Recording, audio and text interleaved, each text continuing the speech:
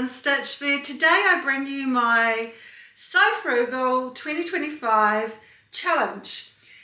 I really have wanted a vest for a very long time, and I have been searching through all the paid patterns, but I thought the opportunity to do this challenge would allow me to try and find a free pattern.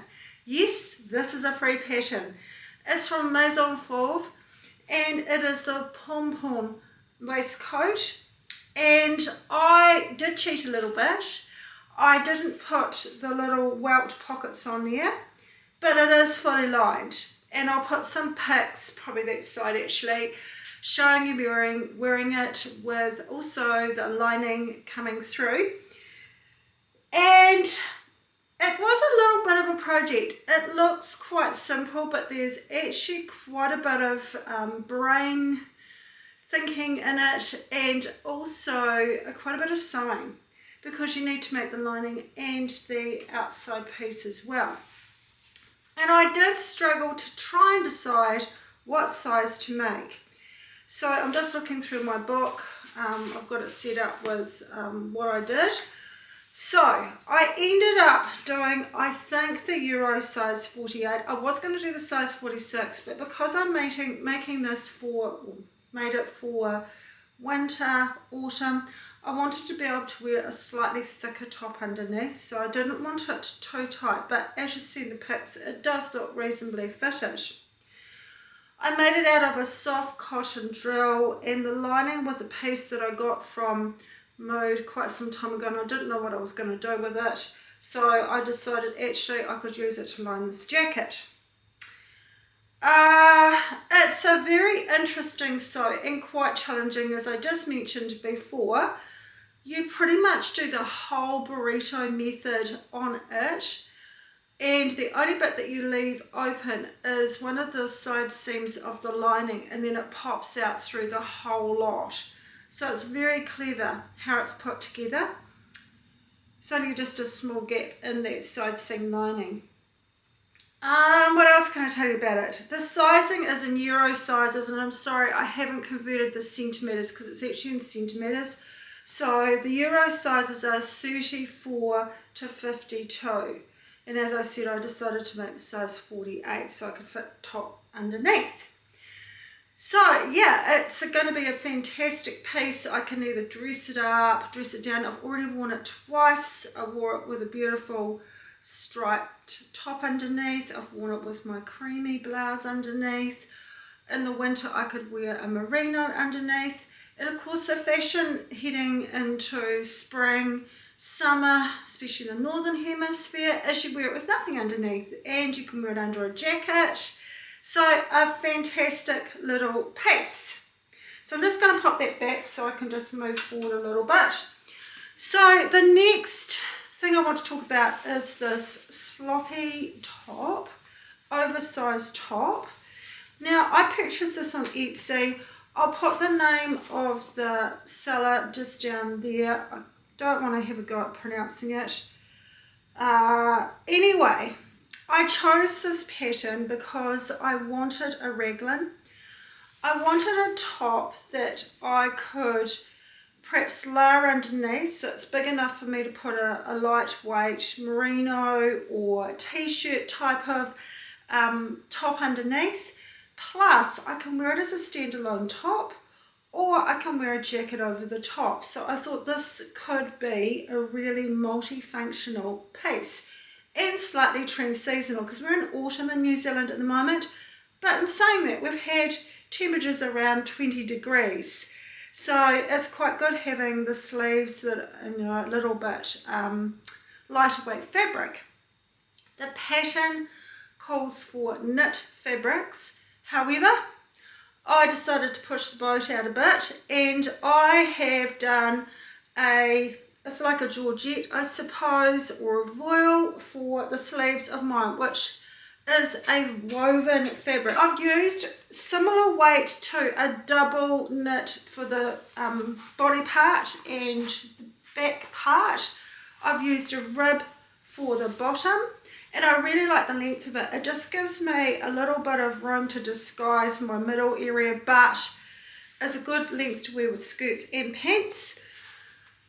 I chose to do the longer version that gives you 2 different cuff widths. I chose to do the longer one, and probably notice I've actually done it in a different coloured knit because I just didn't want my wrist to be too contrasty. I decided to do the rib round, the red rib around the neck. And to be fair, there wasn't much stretch in this. It hasn't got great recovery. So I think potentially I could make this top completely woven apart from the bands. And I might give that a go, but I have got another version that I want to make up, and I'll show you the fabric for that in a minute. And potentially that's why I probably sized up a little bit. Again, I probably only needed to make a size 40, Euro size 46, but I made a Euro size 48. It comes in Euro sizes 30 to 54, extra small to 2XL. Not probably a huge range of sizes, but I think this is a pattern that you could easily modify to make bigger. Especially using the fold of the fabric and that kind of thing. Now the thing that I noticed about this pattern opposed to other patterns, and I'm glad I did read the information, is it's only actually got 6mm seam, so essentially it's all overlocked together, or you could zigzag it together in a small zigzag stitch. So that's just something to bear in mind. It's very important to look at your seam allowances. And the waistcoat that I was talking about earlier, that's 1 centimetre, 3/8 of an inch. So yeah, I was a bit shocked. This was actually only 6mm, but it was great. I pretty much sewed, in fact I did, I sewed the whole thing on my overlocker, and it was a very quick sew. The only thing I would probably perhaps use my ordinary sewing machine for is sometimes it's a good idea just to baste on the bands and then overlock them. It just helps hold them in place because you're trying to stretch the rib and that kind of thing to fit your fabric. You don't want to use pins, so it makes it a bit tricky. I often use those little quilting clips, but I think if I'd actually sewn the neckline on with my ordinary sewing machine and then just whizzed over the top afterwards with the overlocker, that would work really well. So I'll show you the fabric I've got for my next one. It's quite different. I have been to one of our long-standing shops in Christchurch called Harold's and purchased some fabric to go with some fabric that I already had in my stash. So I already had this gorgeous buttery French cherry in my stash. This is going to be the main part of the project. And then for the sleeves, I've got what's on trend at the moment, this gorgeous leopard print fabric, and I'll just put it up to the camera so you can see it, and it's got hints of this gorgeous mid blue in there. And I did get some fabric at the same time to make some pants which will tie in with that fabric.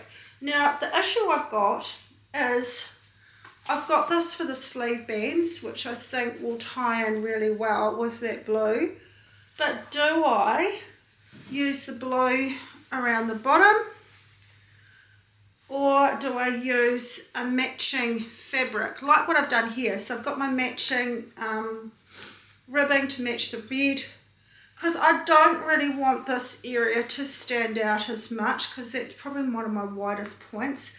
So I'm sort of picking, if I do it in a matching colour, it's just going to blend in with the top. But I did think rather than do the cream for the sleeves, I could do the blue for the band. And I would quite like to do the long bands again this time. I do quite like them. And it's great if you're sort of person that you like to push your sleeves up and it sort of puffs them up a little bit. So yeah, that's kind of where I'm at for that one. I am going to look at creating a 12-piece wardrobe. Some will be new pieces, some will be pieces that I have that I can mix and match, and I'm thinking about doing some shorts of me wearing the pieces. I've just been on a little course at a local store called Sew You in Ranura, and we did this fantastic 12-piece pack. Highly recommend it if you're in the Canterbury area or in the South Island. Book in with them, and it is just fantastic how many outfits you can get from this 12-piece set. It's just amazing. So I'll put a link to their store down below, and I will also put links for the 2 patterns I've been talking about today. And so if you're interested in checking those out. Just finishing off this video, as I mentioned, it was just really good to be able to check out the XC raters feedback for the pattern, the sloppy sweater, and it helped me choose that this pattern could work for me. Next week I'm hoping to talk to you about my entry to the April Sew Blouse Challenge, and I will show you my entry and what I did to alter it. Thanks so much for watching. Please subscribe, and we'll see you again soon. Bye now.